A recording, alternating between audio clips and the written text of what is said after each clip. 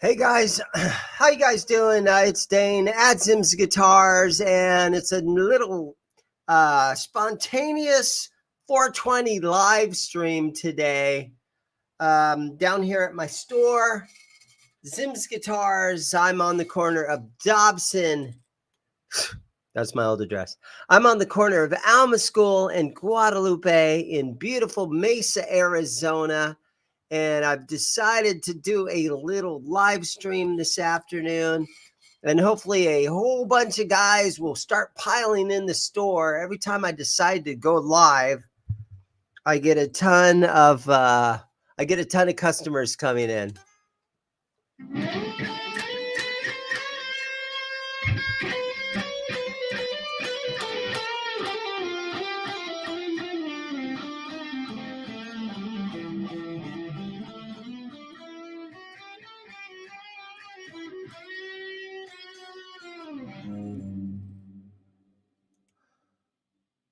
Mark, how you doing, man? Letting it rip. My phone's ringing already. Lots of shows finally coming to the Valley. Yeah, there's going to be some cool shows coming up. Hold on just a second, guys. I'm sorry.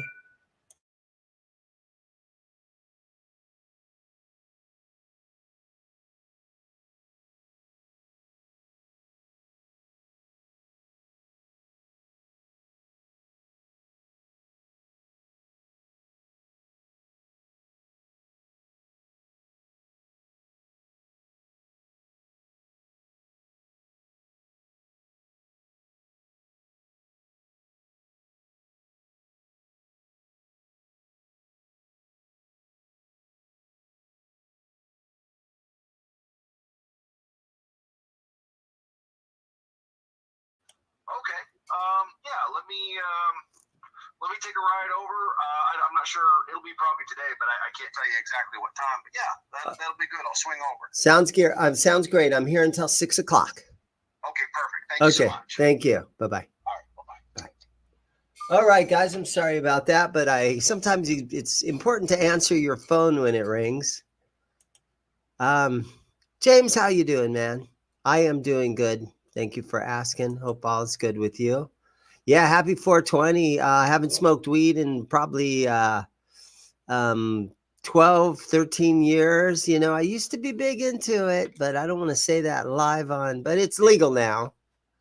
But man, I'll tell you what, when I was a kid, that was about the funnest thing going on, is get yourself some weed. That was about the funnest thing we had to do. Any tellies in the store, Glenn? I've got kind of a lot of tellies right now. I will show you one. Hold on, I'm going to unplug this thing. It's going to be kind of noisy for a second.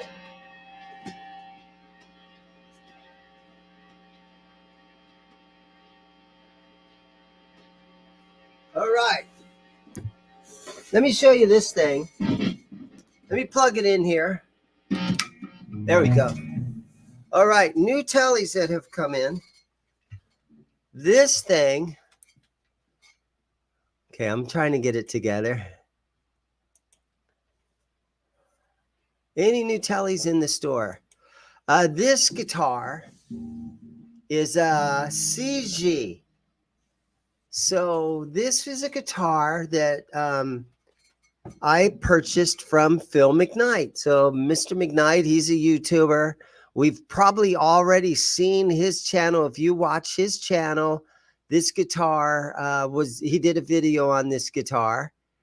And I own this thing now, but it's really a nice guitar.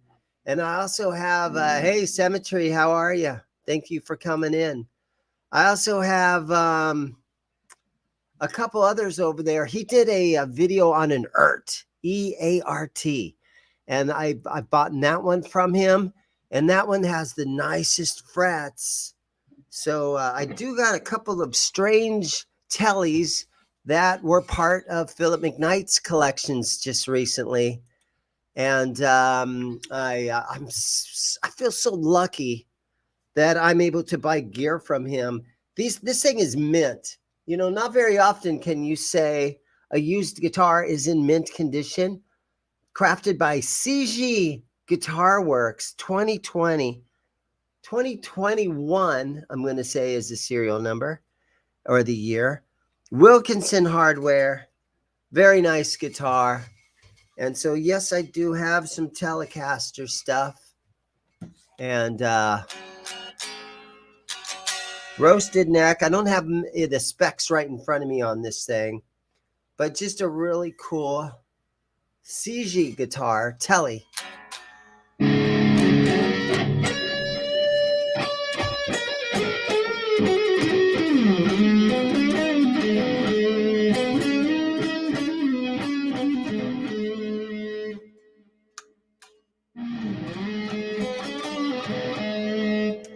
With this much reverbs and delays and everything I have on my little amp down here, you guys really aren't going to be able to hear what it sounds like. I'm not running my amp direct or anything like that.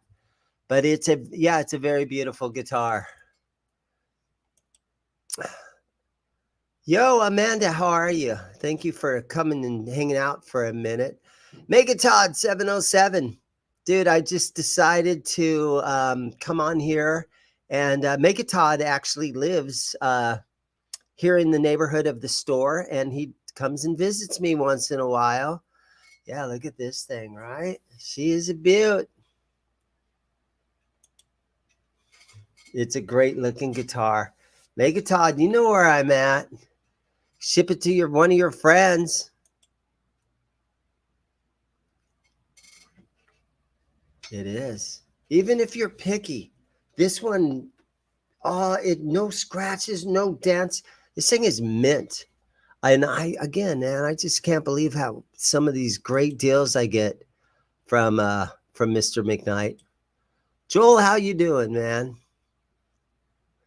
So, yeah, he actually came in here. Phil came in here on Monday, and we talked. I closed at 6 o'clock, and he showed up at like 4:30, and then we sat around and talked until 9 out in the front parking lot of the store until 9 o'clock at night. And finally, he was like, "Guys, I got to go home." 9 o'clock at night, and this one guy, Scott, that hangs out down here at the store. He's also goes by Rock Daddy, if you see him in the comments. McKnight and Rock Daddy sat in the parking lot and just talked about whatever random stuff, YouTube-related stuff, most likely, until 11 o'clock at night. And so, yeah, McKnight, he'll come down here and he'll chat you up. I'm into the BC Rich basses and guitars. I love me some BC Rich stuff. And again, man, I just keep counting my blessings. I have a good friend, and he paints these BC Rich guitars as a hobby, and he paints them really inexpensively. And I have some. I hang my BC Riches. Hold on. I'm going to set this one back down. Turn this amp off. I'll show you one of these BC Riches that I just had painted. I have it hanging right here. So this is a BC Rich bitch. That's right, I said it. It's a bitch. And my buddy painted this guitar for me. This guitar started off completely black, like the headstock.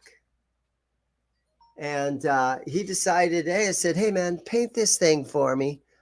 I do these videos and I call them From Garbage to Glitter. And they're not getting that many views yet, guys. I know we're trying, and there's only 13 or 10 of us now or whatever watching. But some of you guys watch my videos, and they're called From Garbage to Glitter. And I get myself one of these cheap BC Riches, and we paint them. Now, this one is nicer than most of those cheap ones. This one is the BC Rich Special Edition. So I don't really know what's special about it, but we put this paint job on there, and this thing is super freaking cool. A lot of times I will take, there's Robert right there. All right, Robert, I'm talking you up right now, buddy. But he takes these BC Riches and he paints these things for me. And so it is fun. It is fun to get these things and to get them all painted. And I just called Robert about, I don't know, an hour ago, and we were talking. And I'm like, hey, man, how's the BC Rich? Because this next one is going to be super cool. This next one, there is an artist that was very popular and painted BC Riches and probably even Kramer's. They use this artwork, and I think his name is a Nagel. Yeah. Hey, Brian, how you doing, buddy? So, yeah, I have a friend that paints these BC Riches for me. It's tons of fun.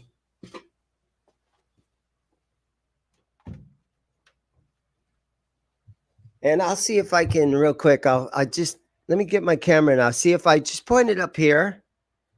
There's a mockingbird that he did for me. There's a warlock and another bitch.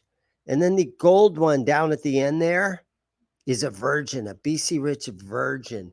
And that is a two-color, it's sort of a gold to kind of a red,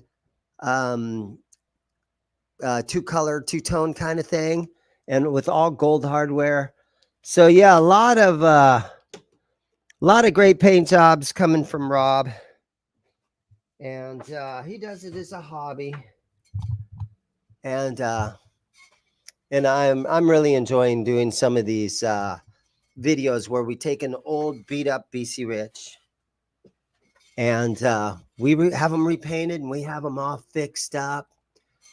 And Brian S. Guitars, how have you been, buddy? I know Brian has moved to Florida, everybody. So he was up in Ohio, and I grew up in Ohio. So and you were even what part of Ohio was you in? You were up like by Newark or somewhere, because we grew up so close to each other in Ohio. It was actually kind of amazing. We grew up like 20 or 30 miles away from each other. But he's down in Florida now, and I'm out in Arizona. So we decided to get out of the freezing cold, the miserable weather. And now we're down where it's hot and miserable. But it's better. I'd rather be hot and in the sunlight than be covered in snow and in the in the cold and rainy, snowy, dark, no sunlight. Yo.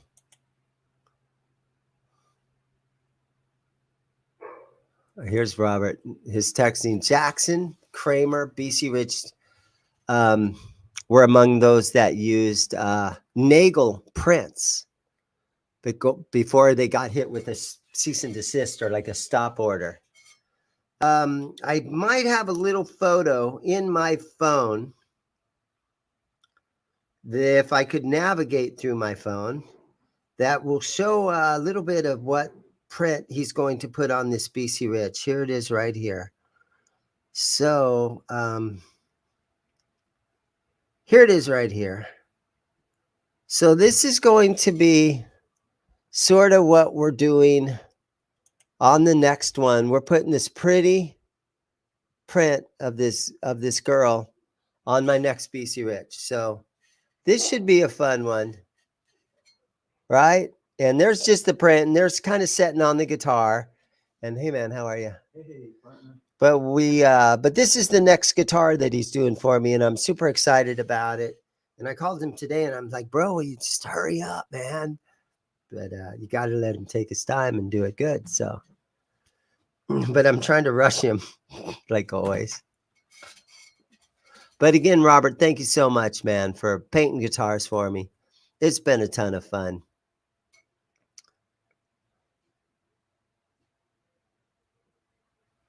Johnstown, the east side of Columbus. I lived in Granville, which is about 30 miles east of Columbus. And it was like 3 miles from Newark, Ohio. So yeah, we were in the same hood, bro.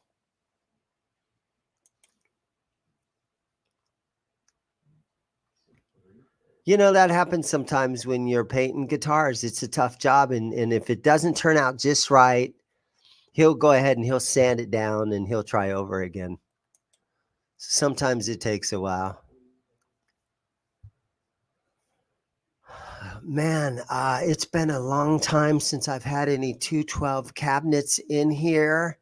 I've got a single 12 cabinet right now with Eminence in it. I have 5 412 cabinets. I have a Marshall. I have a Hughes and Kettner. I got one of those Ravens.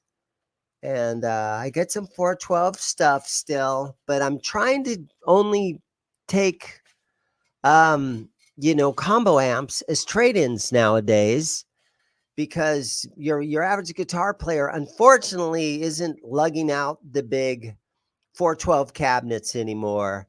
And it's kind of a shame, but I'm in a band and my guitar player just brings her little whatever it is, the Kemper or whatever she has. And so I understand, man, it's a lot of work lugging those things around, but I still can't help it. If somebody rolls in a couple of Marshall 412 cabs, I scoop them things up. I just can't help myself. But I try to focus on just combo amps nowadays, and the smaller stuff, the better.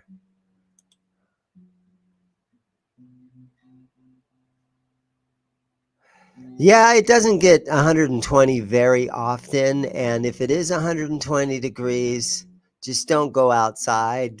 Go from wherever you live to your air-conditioned vehicle, and then from your air-conditioned vehicle into the air-conditioned grocery store, or, without the actual air conditioning, technology that we have nowadays, I guess. Yeah, it'd be really tough to live in Arizona. That is no lie. Yeah, that looked like a Jacqueline Smith, didn't it? And so Robert's dropping knowledge. Dan Armstrong did the graphics and designed on the Gunslinger. What's his name? Dan Armstrong?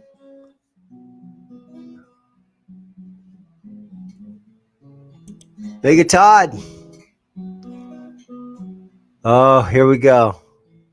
Well, you know what? If you guys watch the Johnny Bean show, and I know most of you guys do, I was on the Johnny Bean show with Neanderpaul last night and John Mancuda, and we talked about this. And Neanderpaul's view on the whole thing was, dude, just let it be done with. They're just going to go out there and embarrass themselves, and nobody can do as good as Eddie ever did.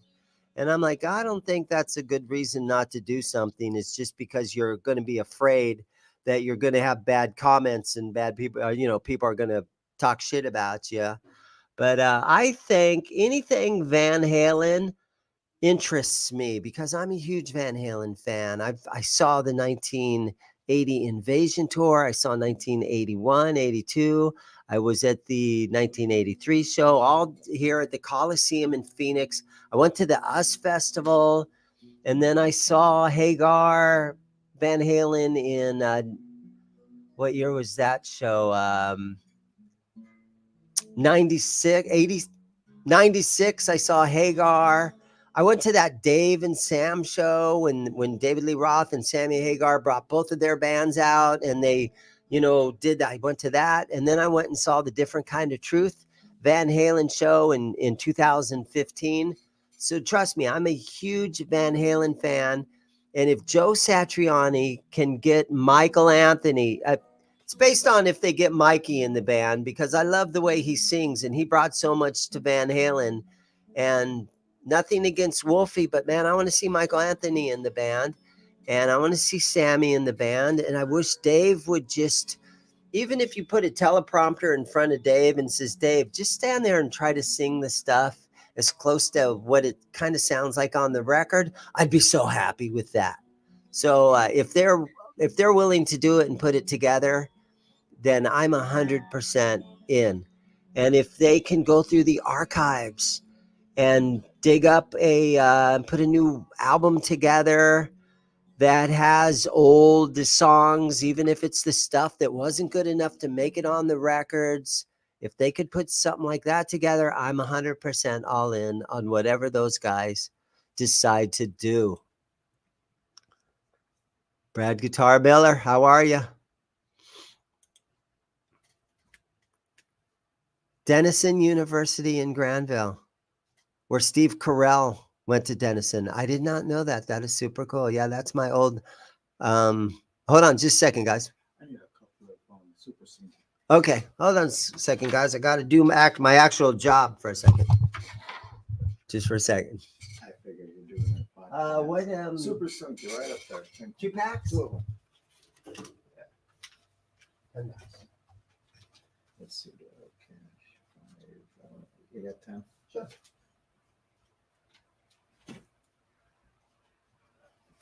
Gave me $50 in 5s. Thank you, sir. All right, man. Take care. Okay. Yeah, when I was in like middle school and we lived in Granville, Ohio, you know, as little kids, we would go out on the weekends and stuff, and we would just hike, and we'd go up to Denison University, and we would, they had a movie theater. I remember when I was freshman, I was on the wrestling team, and I used to wrestle as a freshman in the 105 weight class. Okay.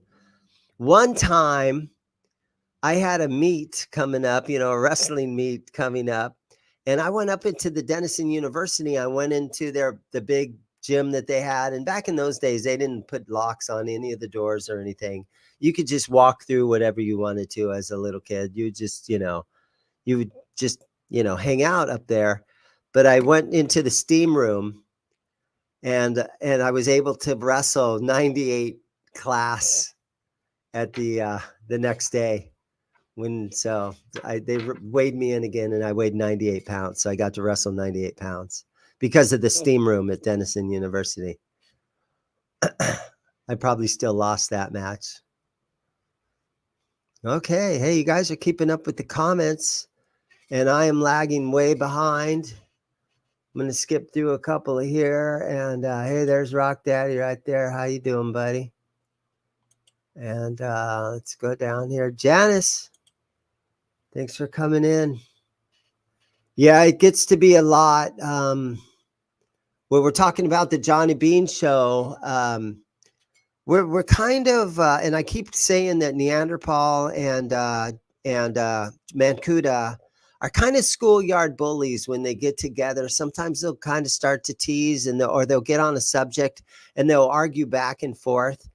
And for some reason last night, I was kind of chatty and I got into the argument. If you're talking about Van Halen, I can sort of get into the conversation and I can throw out my views. And one thing that I said last night is Wolfgang Van Halen wants to get away from everything that was Van Halen. And so my argument is like, okay, well, why would you go open for Guns N' Roses?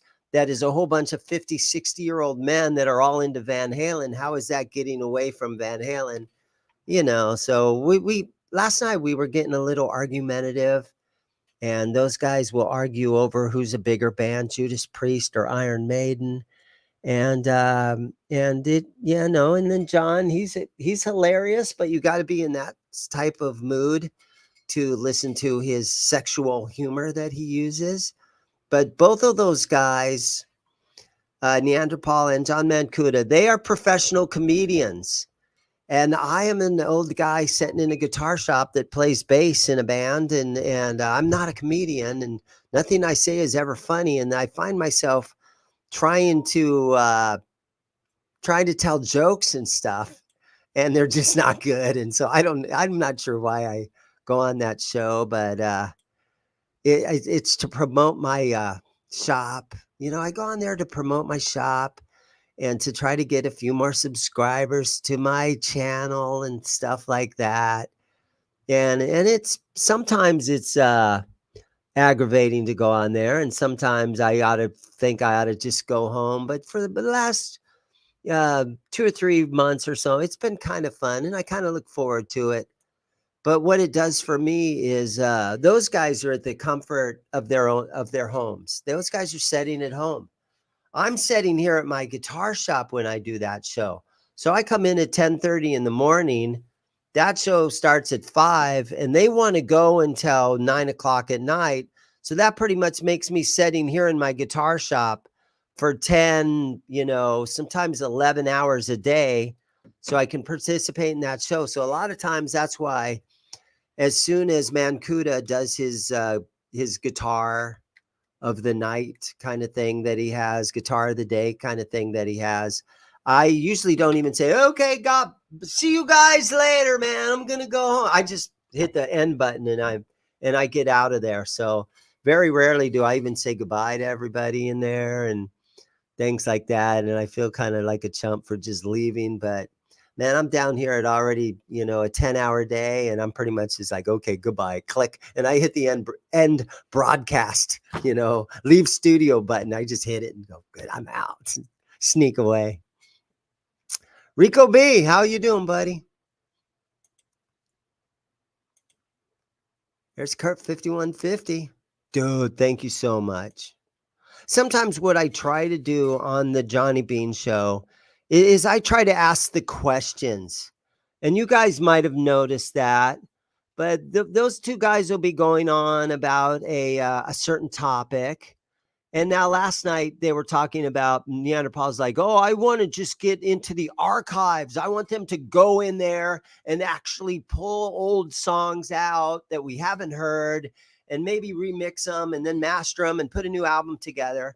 And so my question is, okay, guys, who exactly are these people that would go into the archives and listen to the hours and hours of old demo tapes and stuff and would actually compile a list of the best of it? Who are these actual people? Is Ted Templeman still around? Their engineer, Don Landy, I believe his name is. Is that dude still around? Who are these people? Is it going to be Alex? Alex Van Halen isn't going to dig through all that stuff and spend his time listening to that. So I'm the guy that is part of that show that I try to ask questions to help the conversation continue in a good way and hopefully to dig more info out of what those guys are thinking. And so I've figured that, that's what I'm going to try to add to the show is, what can I do to keep the conversation going without trying to be a comedian? And if they're on a good subject that, if they're talking about cartoons or the Avengers or movie actresses or actors from the 1980s, I don't really know much about that kind of shit. I mean, I've seen as many movies as the rest of us. But if they're talking about 80s guitar bands, I know a lot about that kind of stuff. At least I think I do. And so I can sort of add a little more input, on some of my thoughts on, Van Halen or Rat or Motley or any of that kind of stuff. But I'm just kind of the guy in there that I'm just trying to sometimes ask questions to try to, make it a little bit better of a show. There he is, Rock Daddy. Yeah, it's easy to talk, and here's what I almost did last night on the show is Rico B sent me a link to the latest Bon Jovi concert. And I don't really like to be the guy that just rips on some of these old 60-year-old, 65-year-old singers, because it's hard to sing that stuff. Motley Crue is extremely hard to sound like Vince Neil, because I've been in enough cover bands where we're like, hey man, let's do some Motley Crue, and all the guys in the band, we tune down to D, we get all the parts together, and then the singer comes in, he's not even close, he can't hit the notes, it's impossible to sing it. The Scorpions, impossible to sing. Skid Row, it's impossible to sing. So when we're in our 20s, we couldn't sing like that. Now that we're in our 50s and our 60s, there's no way in hell we can sing like that. And so I try not to rip on some of these guys that can't sing anymore. You know, I've opened for Don. We actually got to go open for Dokken. And Don only sings in his low register now, and it's just not the same. And I almost wanted to start ripping on Bon Jovi last night, because he just recently, in the last month or so, they played a show, and he was singing, you know, I'm a Cowboy, his big hit, and he sounded horrible. And Rico sent me the link, and I watched it, and I was just like, holy crap, what happened to Bon Jovi? He can't sing anymore. And Bon Jovi is a little easier to sing than Skid Row and Motley Crue. But John was doing a really rough, maybe he just got over COVID or something. So you want to give these old singers, you know, the benefit of the doubt. He's having a bad night. He just got over having a head cold. But honestly, it's freaking hard to sing like Vince Neil. It's freaking hard to sing like those 80s hair metal singers. Those 80s hair metal singers were the best singers that we've had in generations. The guys from the 1990s, there was a lot of mediocre singers that really did really well. But in the 1980s, man, you had to be the best singer in your city to get in a cool band. Mark Slaughter, you had to be a high tenor. You know, you couldn't really be a baritone. In the post grunge era, where you had Nickelback and Creed, those dudes were baritones. They sang low and they didn't hit high notes. But in the 80s, it was the best of the best when it came to these dudes that could sing high. Even Steve Perry from Journey, the average old dude can't sing like that. And so sometimes it's fun to go on there and make fun of Vince Neil. It's fun to make fun of Bon Jovi. It's fun to but man, that's a tough freaking gig to sing that good for pretty much your whole life. You can't do it anymore. So I'm kind of trying to get over making fun of these old singers that can't pull it off anymore, because that is not easy to sing like that. Anyhow, there you go. How's Steven Tyler sounding these days? Yeah, Steven Tyler, I think that can still do it. You know, Gene Simmons, because of his vocal style, he can still do it. Where Paul Stanley had to sing all the high parts. You know, it's tough on him. The older you get, you just can't, you know, you watch stuff from like Elton John, and it used to be like, Blue Jean Baby, and it'd be all nice and high, and he had such a high, beautiful voice. And now you see Elton John, and he sings like, Blue Jean Baby, LA lady. And it's just like, oh, shit.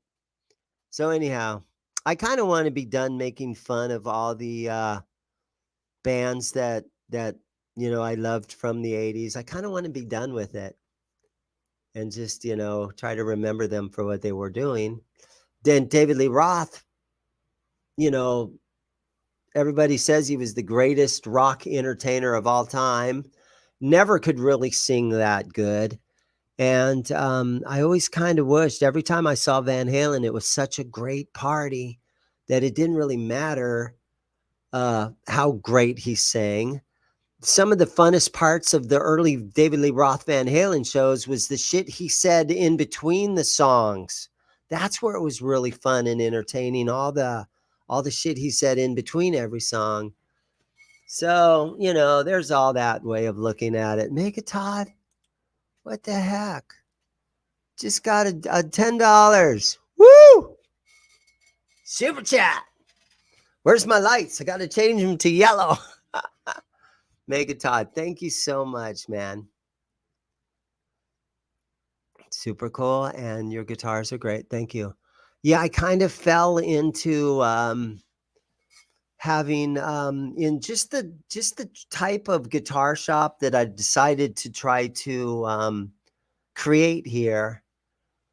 I used to go to, because I've been to plenty of guitar shops throughout my life. And the ones that had brand new high retail guitars, I would walk in and I would walk around for about a minute and I'd see all these big price tags and I would just make my way right out the door. And sometimes I would go into some of those fancy guitar shops and even Guitar Center, and I would kind of look at prices. And this is sort of before I could go online to see what stuff is selling for. Before you would go on to Reverb and be able to take your phone and see, oh, wow, these Jacksons you're selling for $4.99 now. What a great deal. Back in the older days, before we all had cell phones and stuff, you could sort of peruse the guitar shops and they're selling Mexican Strats for $3.99 now. And you would just kind of have the price inventory up in your head on what stuff is selling for. So then when you're out in the pawn shops and you see one at a good price, you'll know sort of how much stuff is going for. So we still have the pre-internet way of doing, buy, selling and trading and flipping guitars. That's how we used to do it back in the day. You couldn't get on your phone and look something up. And so I would go to the guitar shops. Like there was a place over in Mesa 15 years ago, and it was called Musicians Discount. And it was a buy, sell, and trade music store. Although they did do some PA systems, they did do some drum stuff, they did do keyboards and stuff. I don't do that. I do guitars and amplifiers and pedals. And so I don't want people to bring in their old rack mount gear. I don't want to do any of that. I don't want people to bring in their big, giant Ampeg 810 speaker cabinets anymore. Old PA gear. I don't, my store's not big enough for that kind of stuff. And so I just try to stick to guitars. And honestly, because of a lot of you guys and Rock Daddy and a lot of, and Megatod, you guys have been supporting the channel really awesome. And I'm making a living at it. And I probably have 200 guitars in here. And once in a while, you'll find a real nice sort of what they call a diamond in the rough. You'll find a really cool old Hamer, American-made Hamer, or you'll find some cool old Ibanez, RG 550 or something. And so you never know what you're going to get in a used guitar shop. It's the old, just like Pawn Stars. You never know what's going to walk in the door. And basically that's true. I get a lot of cool stuff walking in the door. So it's completely different than walking into a Guitar Center where you're going to see the same brands. You're going to see Jacksons, you're going to see Ibanez, and you're going to see, Johnson, and you're going to see their Rogue guitars. And so I have a out of the 200 electrics, I have 200 electric guitars on this wall right here. Sorry about my camera work. That wall right there has 200 guitars. And there's probably 2 Jacksons, 3 or 4 Ibanez, maybe a dozen Fender, if you even count the Squires. There's probably 5 or 6 Epiphone. There's 4 or 5 Gretsch. There's some LTD. There's a Diamond, some DBZ stuff, and there's again, a Hamer, a Slick, Old Music Man, Yamaha, Sterling. So it's quite a variety. And so you're going to see something a little bit different than the average retail guitar store. And so I think that kind of gave me a cool little inventory that I have down here now. And I've also heard stories about guys are like, hey man, I went on Guitar Center used, and there's 5 locations of Guitar Centers here in the Phoenix area, in the Valley of the Sun, Mesa, Tempe, Chandler, Gilbert, Phoenix. There's 5 Guitar Center locations. And if you go online and look at the used guitar selection from all 5 of those stores, I think I have more used guitars than they have in all 5 Guitar Center locations. So I'm kind of like, hey, pat myself on the back. I got a pretty good little inventory of stuff that is in here right now, and that I've had, throughout the whole COVID, thing that we had last year and the year before. I still had a great inventory of stuff.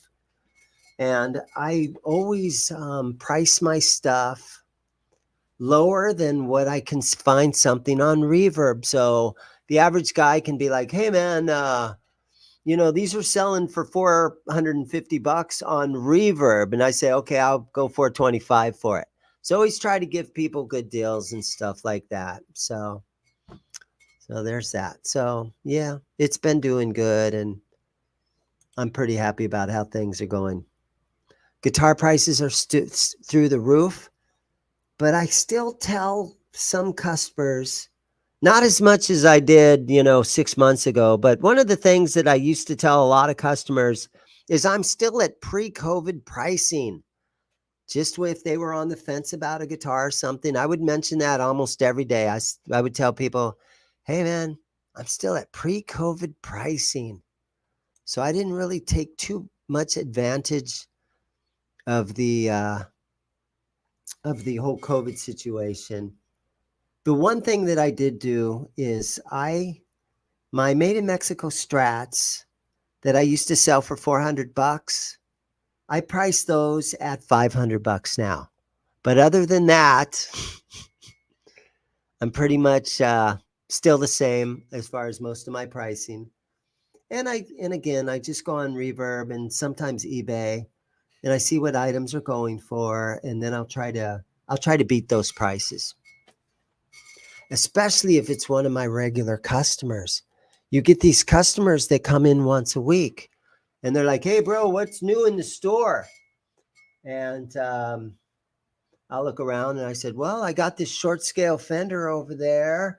And then they come in once a week and they want to see the new arrivals. And speaking of that, let me grab one guitar to show you guys. Although a guy put this on hold today.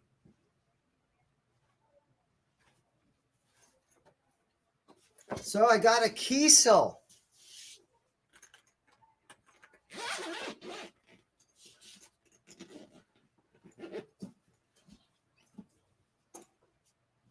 And this guitar was put on hold today, but this is the Kiesel Vader. And it looks super tiny, right? I mean, look how little this thing looks. Let me move my mic out of the way. But look how tiny this thing looks, right? But this is a 25.5-inch scale length. So this is a Fender scale length. And I bought this from Philip McKnight, sold this guitar to me. And it's in really beautiful condition, although it does have one thing down here that looks like the strap button was moved to this side. But you know what? I was online today and I was kind of looking at them. And for some reason, Kiesel puts a strap button on both sides. And so it's missing a strap button, but it should have just a black strap button on this side too. And I think part of the reason for that, and I'm guessing right now, is because this is a headless guitar. You can't hang it on a wall hanger. So I think for some reason they put two buttons on there. So when you sat it down like this, it would set on those strap buttons. And so it wouldn't just set on the actual guitar itself. So I'm going to put a strap button in there. Not a big deal. But yeah, I've got this nice little Kiesel. And I try to sell stuff a couple $100 under what Reverb is selling stuff for. And a lot of guys are, and unfortunately for some of you guys that aren't in the Phoenix area, you guys are saying, "Hey man, what's your Reverb shop? I want to buy stuff from you through Reverb." And I'm kind of holding off on Reverb right now. I'm doing good as far as selling enough gear to pay my rent, and I pay my mortgage at home and everything. So basically, things are going good for me without doing Reverb. But Reverb has a new policy now where at the end of the year, they're going to send you a 1099 based on how much sales you have. And it's just going to turn into a big accounting problem for me. And because, you know, they send you a 1099. Oh, you sold $30,000 worth of Reverb last year. But then you have to deduct how much the products actually cost you. So there's kind of that accounting thing that I'm not really that hip on. How you doing, man? Good. Hey, I just had a quick question for you. Sure. Does your property management clean all of the windows, or do you guys contract individually? Call the property management, because I've been here for a year and I think I've seen a window washer twice. Okay. Uh-huh. All right. So if you're looking for that gig, I would call the Michael Pollock. Okay. Thank you so much. So I don't want to get into this huge, tax burdens and stuff, because Reverb sending you the last thing I need is another 1099 from somebody. So I'm going to see kind of how that plays out. Now, I know other people that have guitar shops. And so when tax time next year, when they're like, I'm going to ask them, "Hey, how'd you do with all your Reverb sales? And what happened when you went to do your taxes? And how's everything going with that?" If other shop owners that I know are like, "Dude, don't sell on there," or if they're like, "Oh, it was super easy, all you have to do is this or that." So I'm gonna give it a year and talk to some other guitar shop owners that I know, and kind of just see how it goes. I don't have to hurry up and try to sell my inventory off on Reverb. I don't want to do it. I don't want to give Reverb any money. Even the 5% that they're, the 5% that they're getting for each sale. I don't want to do that. I just don't want to do it. I have to ship stuff away. And so anyhow, never a ship. Hey, here's Rico. The 5 guitar centers in Phoenix have a total of 104 used guitars, right? So I probably have close to twice that many. So that's pretty cool. If you're in the Phoenix area, guys, I highly, it'd be great to see some of you guys. If you're in the Phoenix area, Rico comes in every once in a while. And a lot of you guys are able to come in once in a while, and that's super cool. Quentin James, how are you, buddy? I got your pic somewhere. Quentin's a YouTuber. He has video content. Quentin fucking James. I got your pic somewhere, buddy. He sent me a guitar pic. I don't know where it's at right now. I got a whole dish full of pics. Quentin James, guys. Brian S. Guitars. He's got a YouTube channel. He's saying, "What up, Quentin?" Brad Guitar Miller. Right now with Reverb, you actually put in your cost of the sale item. And the 1099 is only on the profit amount.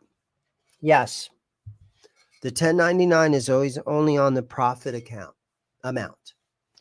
So I'm just going to see, how it works out. And again, talk to some other guys. See what happens after a year. So I don't have to jump into the reverb game. Yes, Luke. Phil comes in here once a month, probably. And he was just in here on Monday. And so about 4:30 in the afternoon, Phil walked in and he sold Rock Daddy some speakers. And we sat and chatted. And then about quarter after 6, I closed the store. We walked out to the front parking lot. And then about 9 o'clock at night, I finally said, okay, guys, I'm going home. So I drove away, and McKnight and a couple other dudes that were hanging out front of my store here, they just kind of hung out. And then Rock Daddy was hanging out with him. And Rock Daddy's like, dude, me and Phil talked out in your parking lot until 11 o'clock at night. So yeah, Phil, he'll come out of the house. He'll come and hang out once in a while. And he sells me stuff. And again, I keep saying this, but I feel so fortunate that that Phil sells me guitars. Companies send stuff to him. And I don't know how he gets all the gear that he gets, but because he's got such a huge YouTube channel, companies send stuff to him. And then he ends up 3 months later, he'll do a video on something. And you guys, if you really dig through my channel, I'm at 6,000 subscribers now. But Phil McKnight will do a video on a guitar. And then 3 months later, he sells that guitar to me, and I'll go ahead and do a video on it. So I have a Tajima video and then I just watch his video and I make my own version of pretty much his video. But even if I took his script note for note, I couldn't make a video that looks like that or would be like that. But I do a lot of video content based on the same guitar that he's already done a video on. Hold on, let me just mute for 1 second and let me take this call.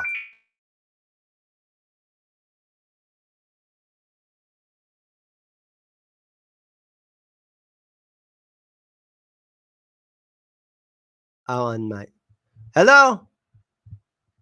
Hello? Hey man. Yeah, I'd like to order a pizza, maybe some pepperoni or something. Who's this? Quentin James. Hey Quentin, how are you, buddy?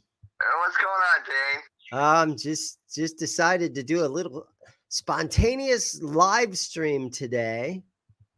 What you up to? Oh, I think I'm going to have Mrs. Stolzer's possibly cook me a little meatloaf, maybe. I'm not sure. I got to see what's in the freezer. Awesome. But hey, I just wanted to warn you that I'm keeping an eye on that Amanda Coombs kid in the chat. Okay. She's a troublemaker, dude. You watch out for that. Okay. Thank you so much for that, man. Yeah, I'll keep my eye out. All right, man. You have a good one. Okay. Thanks for calling. Bye-bye. There you guys go. Quentin James. Oh, there you guys go. Quentin James. Patrick, how you doing, my friend? Patrick comes in here. He has bought some McKnight stuff. And the Garbage to Glitter guitar series. Okay, it's on my YouTube channel. I've made 10 videos now, and I call them From Garbage to Glitter. And it's where I take an old BC Rich and I have it painted and we put new parts on it and we shine it up. There was one I even had to put new frets in. And we get these old guitars, and I love to put glitter on guitars. So they always shine up real nice, and they always got a ton of glitter. And if you guys are very, very bored, they're actually pretty good videos. And I do what I can, but we try to have fun with it. All right, let's see what else is going on with you guys. Blue Sparkle. Yeah. I know there's this YouTuber and he goes by Guitar Guts. No, Trash to Thrash.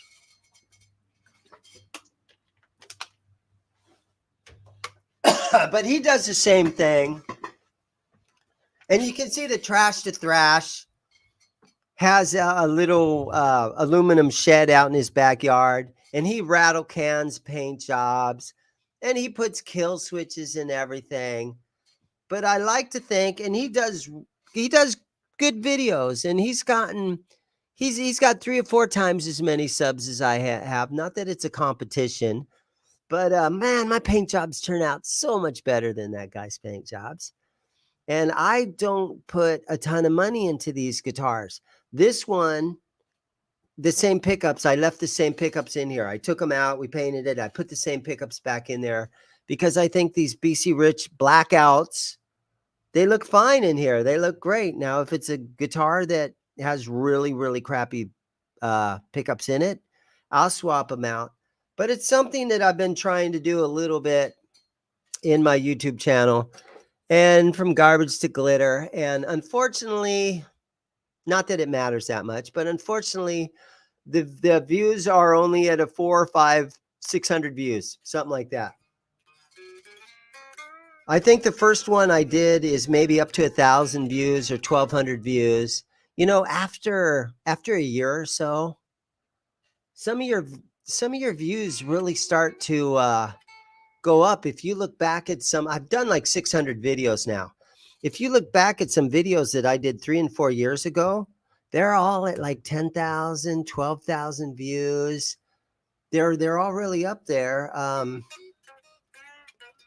I don't get too many subscribers though. A lot of guys watch the videos, and I don't get subscribers.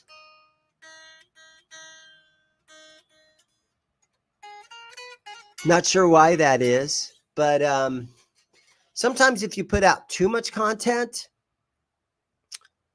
the guys that subscribe are like, oh no, another notification from this guy, so they'll unsubscribe. You just never know. I don't know the YouTube game and how to really make and be successful at it. But at the same time, with my, I feel very successful at it because, again, we're at 6,000 subscribers, and I'm over 2 million views. So it's been a lot of fun, and I do feel some success from doing it. I'm losing my voice, but it's been fun, and it's helped the shop. I get guys in here, not every day, but every week or so, somebody will come in and they're like, hey, bro, I saw your YouTube channel, man. It's really cool. I'm finally got the chance to come in here. And I'm like, oh, really? Where do you live at? Oh, dude, I live in Canada. And I'm like, what? Or I live in Michigan. I'm like, huh? So it kind of works. Guys come in. It's been fun. All right, let me see now. We're at 58 minutes, right? Okay, my friends, look. 38 eyeballs on me right now. Thank you guys so much. I'm going to call it my voice. I'm kind of losing my voice, but I'm going to let you guys go. Again, there, Alice, thank you. Alice subscribed. James G. Amanda, thank you for that. I do what I can do. It's tough. I know that Ben has a great channel. Ben had RJ on there the other day, and McKnight's been on his. Phil won't do any videos on my channel. I'm like, Phil, bro, let's do a video, man. I got this thing, and you could just play it and tell me if you think. No, Phil's like, no, dude, no, come on, man. So I used to ask Phil like 2 or 3 years ago. I'm like, Phil, let's do a video, but on my channel. And he's like, oh man, I don't know. I gotta go and so he always nicely said, no, I'd rather not. And I get it. I mean, it's cool. And so so I don't usually do the thing like your brother Ben does, where I have special guests come on. Philip did tell me one time though that you know what's cool about your channel, Dane? And I'm like, tell me, give me anything you got. What is cool about my channel? He goes, dude, you could have like a dog walking around in your store, or whatever content you want to make. Nobody else in the world can make that content. And I'm like, oh, okay, I guess. Yeah. So the content that I make here in this store, nobody else on earth can make content exactly like that. It is completely original because of that. And Amanda, just like your brother, nobody can make content like your brother because it's your brother. And he's up there in Canada, and he's got his gear, and he's got his playing style, and he's got his friends, and he's got the way he talks. He's got his bong, and nobody can do content like your brother. And McKnight told me nobody can do content like you because you are in your store, and you've got your BC Riches, and you sell your Ernie Ball strings. And so that kind of was like, okay, great. How am I going to make money with that? Anyhow, thank you guys for hanging out with me today. Let's probably see you on the Johnny Bean Show on Tuesday. Thanks. See you guys later. Have a great day. Bye, guys.